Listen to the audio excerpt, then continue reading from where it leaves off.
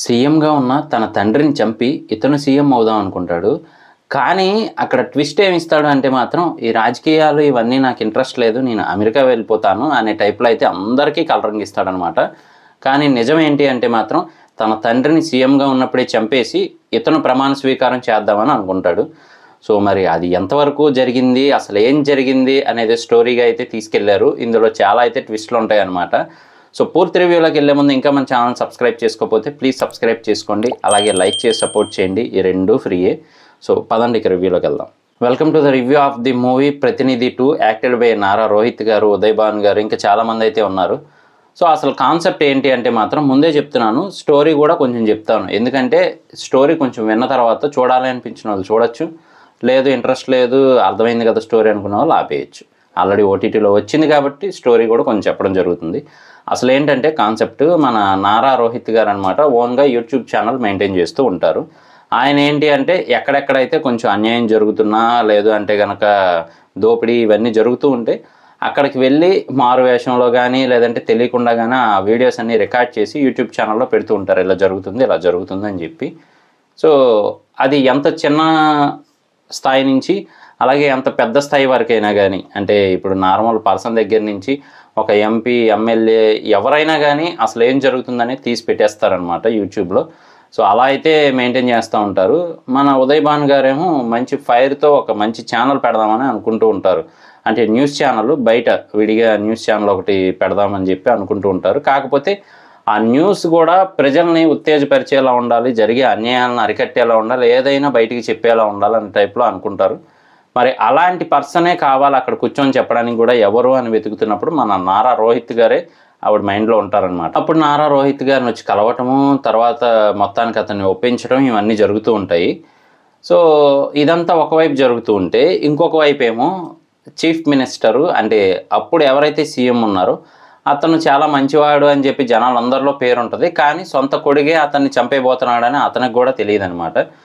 So అలా మొత్తానికి ఏదో రకంగా బాంబ్ బ్లాస్ట్ చేయటము అదంతా ప్లాన్ చేస్తారు. కానీ ఈలోపే అతను అనుకున్నది జరుగుతుంది అనుకునే లోపు సీఎం బతికే ఉన్నాడని న్యూస్ వస్తుంది బయటికి. తర్వాత సీఎం కూడా బయటకు వస్తారనమాట. అసలు ఏం జరిగింది ఏంటి అంటే వీటన్నింటి వెనక ప్లానింగ్ అంతా కూడా మన నారా రోహిత్ గారిది ఉంటుందన్నమాట. అసలు ఎలా జరిగింది ఏంటి అనేది కాన్సెప్ట్గా తీసుకెళ్లారు. అలాగే వాళ్ళల్లో దోషులు ఎవరున్నారు ఏంటి అనేది కూడా బయటికి తీసుకొస్తూ ఉంటారనమాట. ఈ నేపథ్యంలోనే ఆయన మీద అటాక్ జరుగుతూ ఉంటుంది.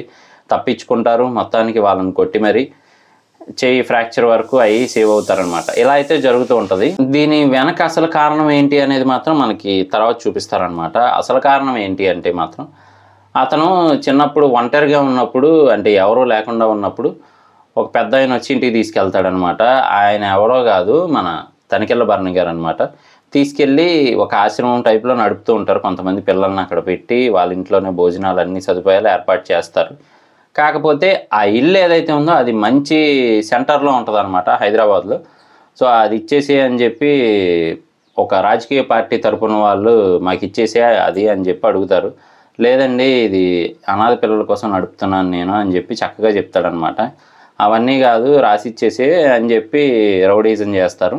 అప్పుడనమాట ఇంకా కుదరదు కాదు అన్నప్పుడు నైట్ అటాక్ చేసి మొత్తానికైతే అవన్నీ పేల్చేసి చేస్తారు. ఇతనికి మాత్రం అది అలా మైండ్లో ఉండిపోద్ది. అలాగే ఆ తనికెళ్ళ భరణి గారు కూడా చెప్తారు ఏంటి అంటే ఇలాంటి వాళ్ళని అసలు వదలొద్దురా, బయటికి లాక్కొచ్చేసి అని చెప్తారనమాట. సో ఆ బయటికి లాక్కొచ్చేయడానికి వేసిన స్కెచ్ చిన్నప్పటి నుంచి ఇది అని చెప్పి తర్వాత తెలుస్తుంది.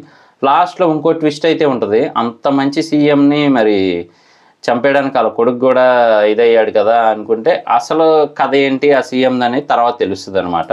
సో అలా అయితే జరుగుతుంది. మొత్తానికి సీఎంకి కూడా చెమటలు పట్టిస్తారు మన నారా రోహిత్ గారు. కానీ ఓవరాల్గా మూవీ ఎలా ఉంది అంటే మాత్రం మనకి ప్రతినిధి పార్ట్ 1 అయితే కొంచెం సేపు ఆ లవ్ అవన్నీ చూపించిన, నార్మల్ లైఫ్ చూపించిన తర్వాత నుంచి కూడా క్వశ్చనింగ్ అది బాగుంటుంది. అంటే పక్కన మన కోట శ్రీనివాసరావు గారిని పెట్టుకొని అడిగే క్వశ్చన్స్ కానీ అవన్నీ మనకి కొంచెం ఇంట్రెస్టింగ్గాను ఉంటుంది. అలాగే మనకే తెలియని విషయాలు చెప్తున్నారా అనే టైప్లో ఉంటుంది కొంచెం ఆలోచిస్తే మాత్రం. సో అలా ఆలోచింపజేయగలిగింది ఫస్ట్ పార్ట్ అయితే మాత్రం. సెకండ్ పార్ట్ మాత్రం మనకంత ఎంగేజింగ్గా ఉండదు. అంటే బ్యాక్గ్రౌండ్ మ్యూజిక్ బాగుంది, అలాగే అందులో ఉన్న కాస్ట్ అంతా బాగున్నారు. అంటే చాలామందిని పెట్టారు, మంచి మంచి యాక్టర్స్ని కూడా తీసుకోగలిగారు. కాకపోతే ఏంటంటే కొంచెం మనకి ఎంగేజింగ్గా ఉండదు, ల్యాగ్ ఎక్కువ అనిపిస్తూ ఉంటుంది, ఇంట్రెస్ట్ అనేది తగ్గుతూ ఉంటుంది. సో ఫస్ట్ పార్ట్తో కంపేర్ చేస్తే మాత్రం ఇది అంతగా నచ్చదు అసలు, ఓపెన్గా చెప్పాలంటే. ఫస్ట్ పార్ట్ మాత్రం చాలా బాగుంటుంది, అందులో కూడా నారా రోహిత్ గారి యాక్టింగ్ చాలా బాగుంటుంది. ఇందులో కూడా చాలా బాగుంది, అంటే ఆ డైలాగ్ డెలివరీ కానీ లేదంటే ఆ వాకింగ్ స్టైల్ అవన్నీ కొంచెం సపరేట్గా ఉంటాయి, నా బాడీ లాంగ్వేజ్ కానీ. సో ఇందులో కూడా చాలా బాగా చేశారని చెప్పొచ్చు. మన నారా రోహిత్ గారు అయితే మాత్రం యాక్టింగ్ చాలా బాగుంటుంది, కానీ మూవీ అయితే మాత్రం అంతగా బాగాలేదనే చెప్పాలి. సో ఇది నా రివ్యూ. ఆహాలో అయితే అవైలబుల్గా ఉంది, స్ట్రీమ్ అవుతూ ఉంది. చూడకపోతే ఒకసారి చూడాలనిపిస్తే చూడొచ్చు. మీరు చూశారు కదా ఇప్పటిదాకా, మీకేమనిపించిందో దాన్ని బట్టి చూడాలనిపిస్తే మూవీ చూడండి. ఆహా ప్లాట్ఫామ్లో అయితే అవైలబుల్గా ఉంది. సో ఇది నా రివ్యూ. ఇలాంటి మరిన్ని ఇంట్రెస్టింగ్ వీడియోస్ కోసం, రివ్యూస్ కోసం, లేటెస్ట్ అప్డేట్స్ కోసం మన ఛానల్ వెంటనే సబ్స్క్రైబ్ చేసుకోండి. నేను మీ ప్రసాద్, మళ్ళీ నెక్స్ట్ వీడియోలో కలుస్తాను. Love you all.